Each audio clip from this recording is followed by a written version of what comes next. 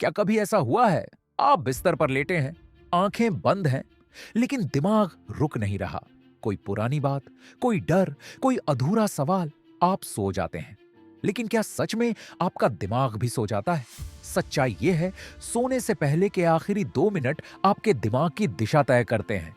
और अगर आप उस समय गलत सोच लेकर सोते हैं, तो आप अनजाने में उसी सोच को और मजबूत कर रहे होते हैं।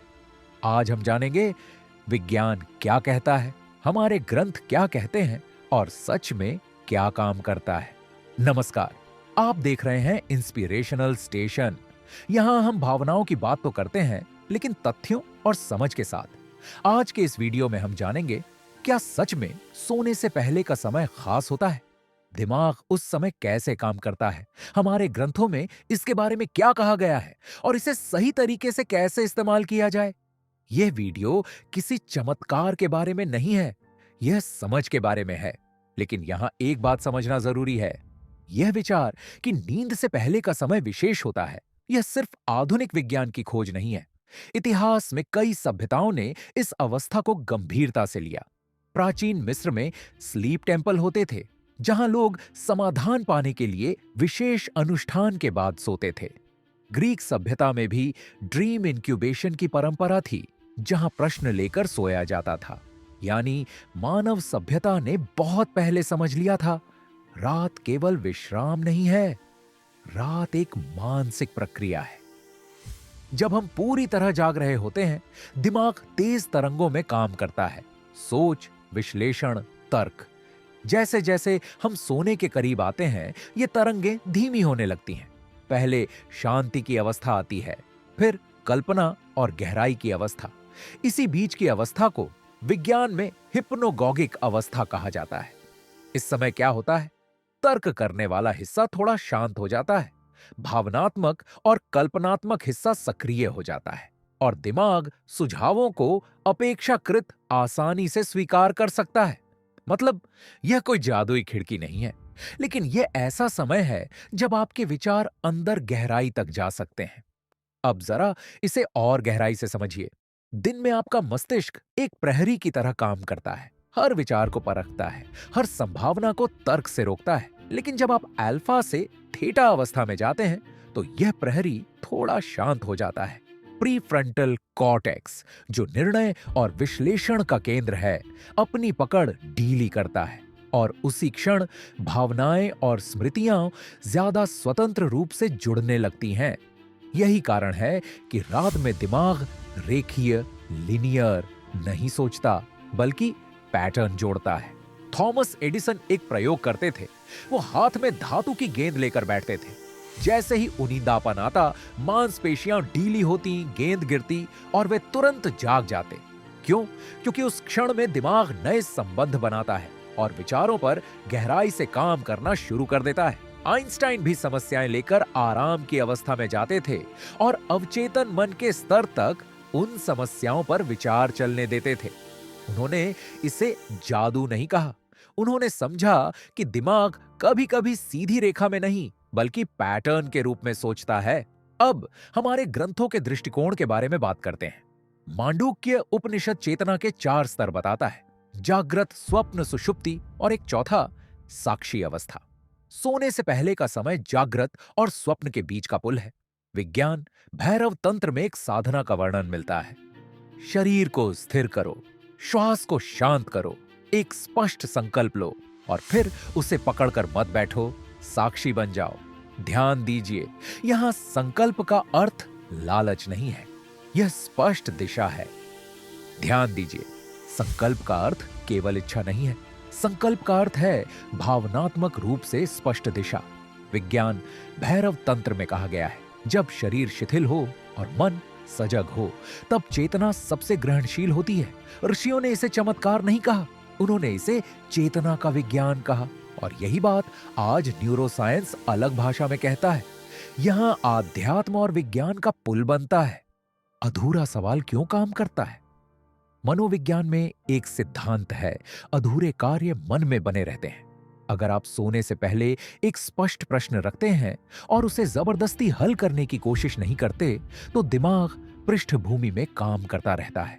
सुबह अचानक कोई विचार आ सकता है या किसी बात को आप नए दृष्टिकोण से देख सकते हैं। यह ब्रह्मांड का संकेत नहीं है, यह आपके ही दिमाग की प्रक्रिया है। लेकिन इसे रहस्यवाद मत समझिए। जब आप कोई प्रश्न अधूरा छोड़ते हैं तो दिमाग उसे हल करने के लिए पुरानी यादें, अनुभव और सूचनाएं खोजने लगता है। यह प्रक्रिया अवचेतन स्तर पर चलती है। कभी कभी समाधान सपने में आता है, कभी सुबह अचानक स्पष्टता के रूप में। वह बाहर से नहीं आता, वह भीतर से जुड़ता है। Every night when you go to bed, there's a period just after you close your eyes and you're essentially disconnected for a moment. Your brain is operating in theta. Well, theta is hypnosis. You put a pair of earphones on at night, you play a program that you want to be true in your life. And while you're awake, you might hear the program, but it's the moment you fall asleep, the conscious mind shut off, but the subconscious mind is now in record theta.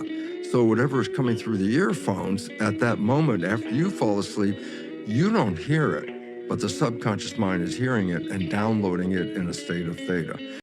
अब यहाँ एक निर्णायक तत्व आता है, भावना।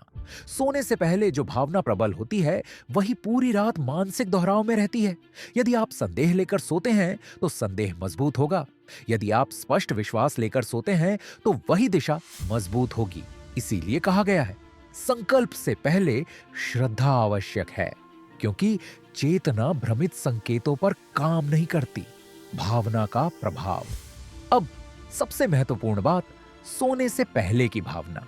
अगर आप डर लेकर सोते हैं तो वही पैटर्न मजबूत होता है। अगर आप कृतज्ञता या स्पष्टता लेकर सोते हैं तो वही दिशा मजबूत होती है। दिमाग रात में यादों को व्यवस्थित करता है और भावना उस व्यवस्था की दिशा तय करती है।